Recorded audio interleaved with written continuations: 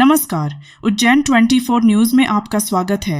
मैं हूं शिवानी। राष्ट्रपति द्रौपदी मुर्मू इंदौर में देवी अहिल्या विश्वविद्यालय के दीक्षांत समारोह में शामिल हुई।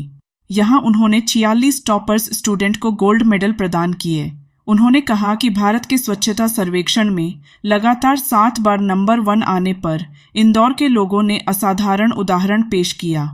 उन्होंने कहा कि लोक माता अहिल्याबाई शिक्षा के महत्व को समझती थी। उनके पिता ने उन्हें उस दौर में शिक्षित किया जब लड़कियां के लिए पढ़ना आम बात नहीं थी। महिला सशक्तिकरण का उनका जीवन एक उदाहरण है।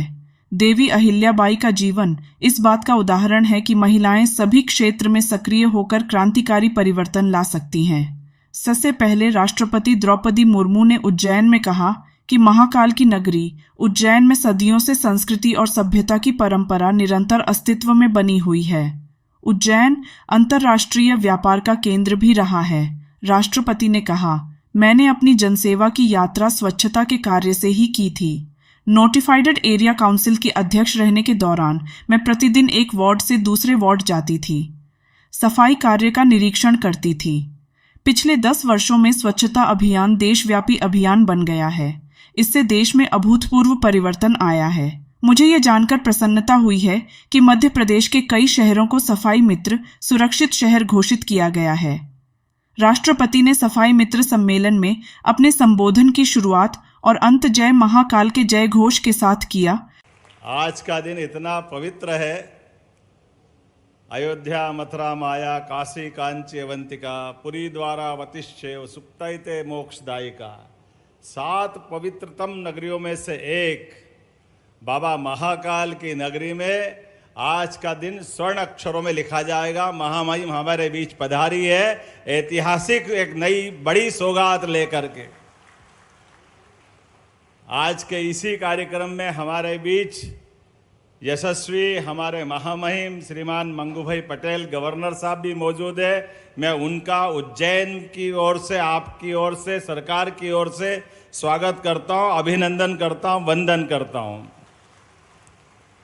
मंच पर ही विराजमान हमारे उप मुख्यमंत्री श्रीमान जगदीश देवड़ा जी, हमारे वरिष्ठ मंत्री श्रीमान कैलाश जी विजयवर्गीय जी, हमारे पीडब्ल्यू मंत्री श्रीमान राकेश सिंह जी, हमारे प्रभारी मंत्री गौतम टेटवाल जी, हमारे जल संसाधन मंत्री श्रीमान तुलसीराम सिलावट जी, हमारी राज्य मंत्री श्रीमती डॉक्टर प्रतिमा बागरी जी, इस अवसर पर मौजूद आप सब आगंतुक अतिथिगण, इस नगरी के सभी विकास के परिचायक भाइयों बहनों, पत्रकार साथियों, प्यारे मित्रों, आज त्रिकालदर्शी बाबा महाकाल के आंगन में हम सब के लिए तो ऐसा लग रहा कि दिवाली भी हो गई और होली भी हो गई। दोनों आनंद हमारे बीच बरस रहा है,